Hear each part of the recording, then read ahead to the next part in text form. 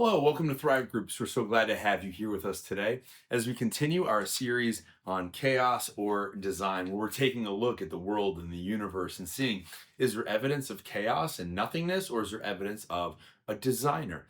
Before we get into that, though, I want to go over our rules. And the first is that we want to encourage everyone to participate. So tell your stories, tell your ideas, your observations, but we don't want anyone to dominate. So leave room for other people to talk as well. Also, we want to start on time and end on time to stay respectful of the locations that we are in. So, with that, we're going to jump right in with our opening question. Are you more of a random person or a planned person in life? For me, I tend to be more random in nature. If I'm going to travel somewhere, I like to explore. So I don't like to have a big itinerary of what we're doing. I just like to go and explore and see something that catches my interest and do it that way. Other people they like having everything planned out, but I tend to be a little bit more random. Although as I get older, I'm trying to plan a little bit more. But how about you? You tend to be more of a random person or a planned person?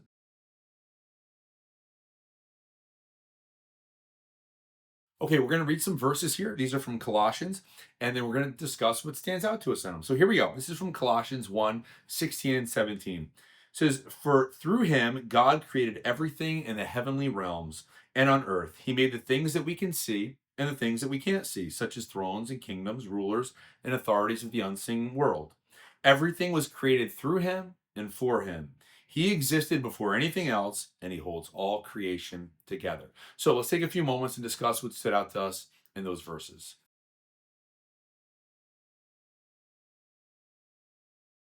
Next question is, when have you seen in your life God bring order out of chaos? For me, last year was very chaotic for myself and for my family through loss of loved ones and illnesses, and it just seemed like every day something new was coming at us, and it just seemed very chaotic. But we saw God move in some powerful ways, drawing me personally closer to God, drawing our family closer together, and we saw some great things happen, even though it seemed chaotic at the time. But how about your life? When is a time that maybe things seemed chaotic and out of control and you saw God bring some order into those things?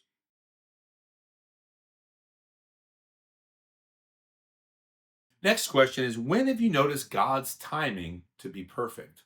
Many years ago, my wife and I we wanted to sell our house and relocate our family, and so we listed our house on the market, and just for whatever reason, nothing happened with it. It was on the market for months, and just nothing happened. And so it was we were very disappointed about that, but we ended up taking the house off the market and kind of deciding we're going to stay until the Lord led us otherwise. And then a couple years later, we decided we're going to try again, and at that time, it still seemed like things were going slow, but then God opened up some doors, was able to move our family. And it was great because God's timing was perfect. He knew what we needed as a family. And also, He put us in a great spot that was kind of equal distance from all of our different campuses. And so we saw God's hand at work there. It seemed like it wasn't our timing, but it was God's timing. But what about you? When is a time in your life where you've seen God's timing work out and it was perfect?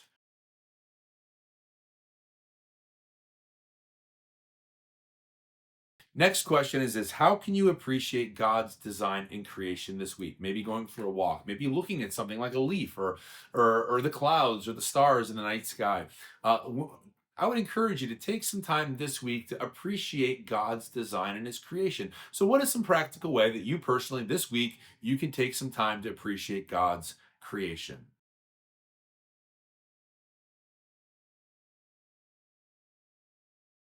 Well, thank you so much for joining us this week for our Thrive group. We're going to close in prayer, and I would encourage you to share with the group anything that you need prayer for, perhaps things going on in your life, and then I want to encourage the group to pray together for each other.